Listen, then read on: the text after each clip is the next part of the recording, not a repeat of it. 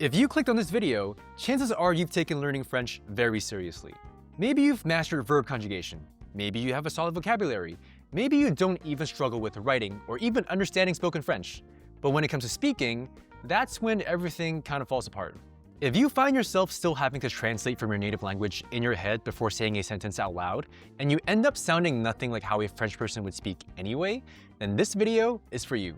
I teach spoken French to English speakers, and in this video, I'll try to go over all of the intricacies in spoken French that pretty much every one of my students has struggled with, even the best ones. Because the truth is, with a language like French that has such a big gap between its written and spoken forms, self-study can only get you so far. One of the biggest reasons why you don't sound French at all is your habit of translating sentences word for word directly from English. This isn't a big problem at all in and of itself, like I always understand what my students are trying to convey when they do this, but at the same time, they end up saying a lot of stuff that an actual French person would never say. I have a lot of examples of this, but I'll start off with the easiest ones. False cognates, basically words that look the same but mean completely different things. For example, for the English phrase I realized, the correct translation would be je me suis rendu compte, but I always hear students say j'ai réalisé, which in French actually means I accomplished or I carried out. Another example would be the phrase I'm embarrassed. Like I always hear je suis embarrassé instead of je me sens gêné, which is what French people actually say. Je suis embarrassé does technically translate to I'm embarrassed, but it's more about being put in an awkward position, and it's a very formal word, so it's something that French people would only use at the office, for example. Another example I have off the top of my head is how a lot of my students love to say actuellement to mean actually, but the correct expression here is en fait. The French word actuellement actually translates to currently in English.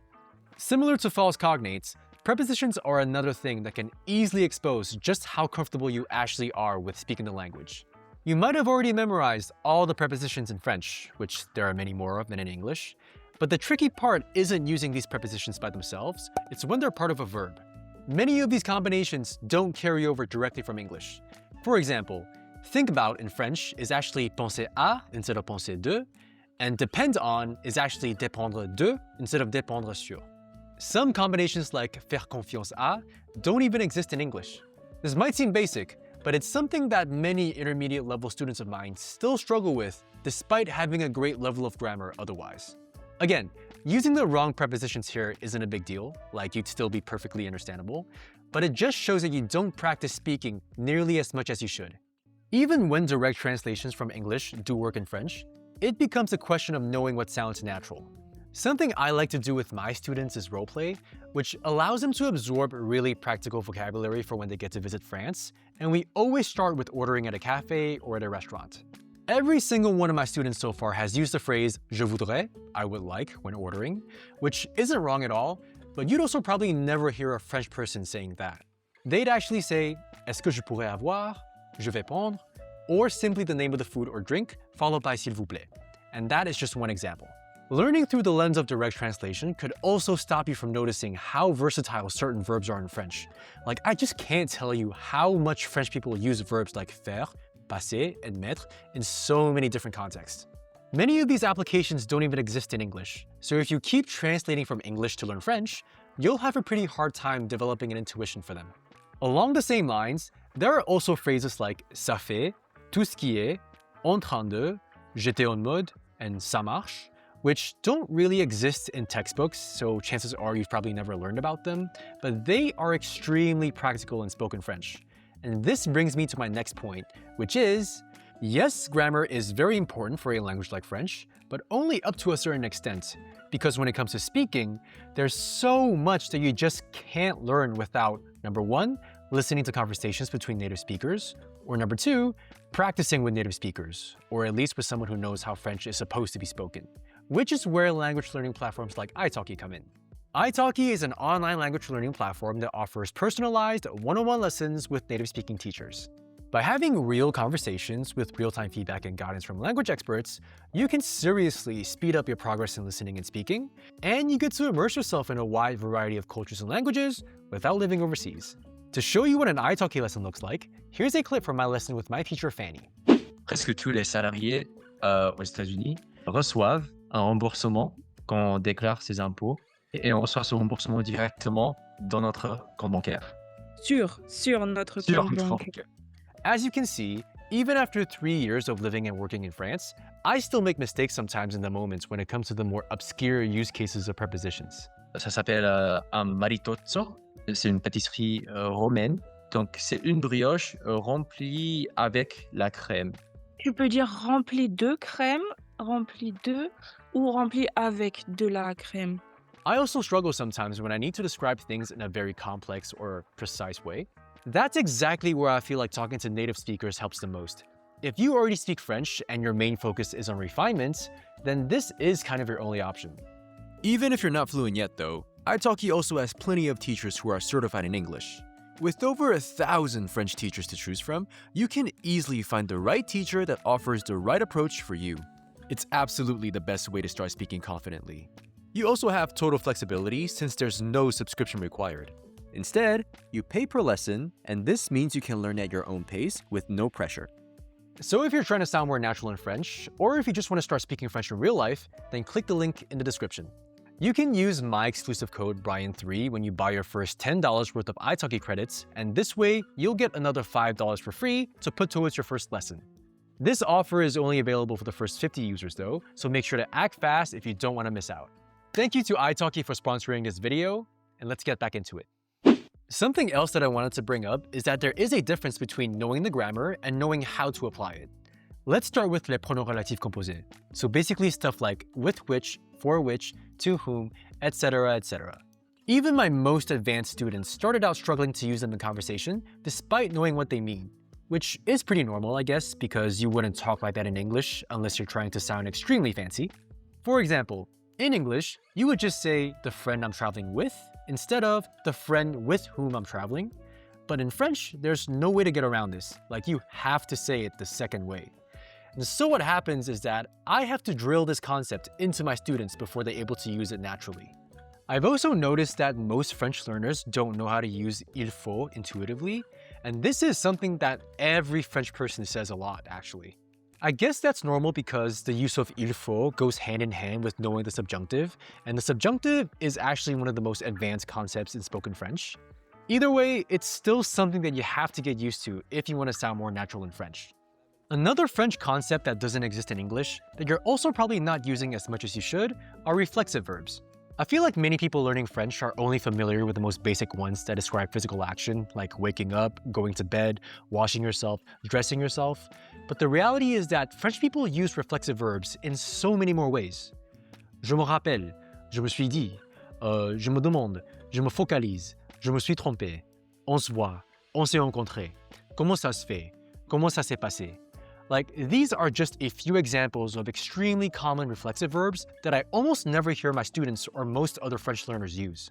Again, it's normal that this doesn't come intuitively since it doesn't exist in English, so just take it as a sign that you're not listening or practicing speaking enough. There's also the problem of sticking too rigidly to what's taught in textbooks, even if those things don't exist in spoken French. Something that I always have to do is condition my students to use on instead of nous, because 99% of the time, we never use nous as a subject pronoun in spoken French. In other words, except in very formal contexts, we pretty much never start a sentence with nous. Another thing that I always have to point out to my students is that in spoken French, only the second part of the negation is usually pronounced. So instead of saying je ne sais pas or je n'ai pas compris, you would just say je sais pas and j'ai pas compris. In my opinion, you should get used to dropping the ne as soon as you can, not just because it's way easier, but also because it just sounds so much more natural this way. Some students are also very used to inverting pronouns to form questions, which is the method that you're most likely to be taught in textbooks. But again, this is something that just doesn't exist in spoken French. We would just use the phrase est-ce que, and a lot of the time, we wouldn't even add anything at all because the tone of the sentence already makes it clear that you're asking a question. For example, instead of saying parlez-vous français, we'd either say est-ce que vous parlez français if we want to be polite, or simply vous parlez français? Anyways, just try to never use inversion when you're speaking French. And of course, how can I finish this video without mentioning pronunciation? This video is long enough as it is, so I'll just make it quick, but something that most of my students struggle with, regardless of their level, is knowing which liaisons to pronounce and which ones to skip. There is a set list of letters that trigger a liaison, and in theory, I think that you're supposed to pronounce all of them, but in practice, there are many liaisons that go unpronounced, because I guess French people just collectively decided which ones sound better that way. These exceptions don't make sense, and again, it's just something that you have to get used to through repeated exposure if you want to sound natural. Some of my students also have trouble nailing the fixed pronunciations of certain letter combinations. Like, some of them pronounce the letters AI like A instead of eh. Also, one interesting quirk that I've noticed from pretty much all of my British students is that they tend to pronounce the letters OO like U instead of U. So for example, instead of saying beaucoup, they'd say beaucoup. And in French, this actually means nice ass. So if you're British, just make sure to watch out for this. What's also interesting about this though is that almost all of my non-British students find it kind of impossible to produce the French U sound. With the exception of British English, some of the Nordic languages, and Chinese, I don't think that this U sound exists in most other languages, so it's perfectly understandable. The most helpful advice I can give on this is to just pucker your lips like you're about to whistle and make the E sound, as in C, instead of the U sound that we normally attribute to you. And this is the most important part because you want the sound to come from the front of the mouth instead of the throat. So I'm just gonna give you a quick demonstration. I'm gonna start by making the E sound and I'm gonna slowly pucker my lips, and you'll find that this really naturally brings out the French U sound. So, E, U. See that? Let me know in the comments if this worked for you, by the way. Last but not least, you have the dreaded nasal vowels that even my best students struggle with. It's very normal to have a hard time with this because the differences can be extremely subtle, so I'm just gonna leave you with my best explanations on how to make each of these sounds. IN and UN, so and are pretty much the same, and the best way to approach this is to try pronouncing AHN in English, but purely from the throat without any movement from the tongue, not even to pronounce the letter N at the end. So, um. AN, EN, and ON are also based on the same sound, so on, and on. Imagine saying OHN in English, and again, you're trying to make the sound come only from your throat and you're not moving your tongue. And this time, there is a difference in the shape of the lips. So with AN and EN, which are pronounced the exact same way, the mouth is more open, so on.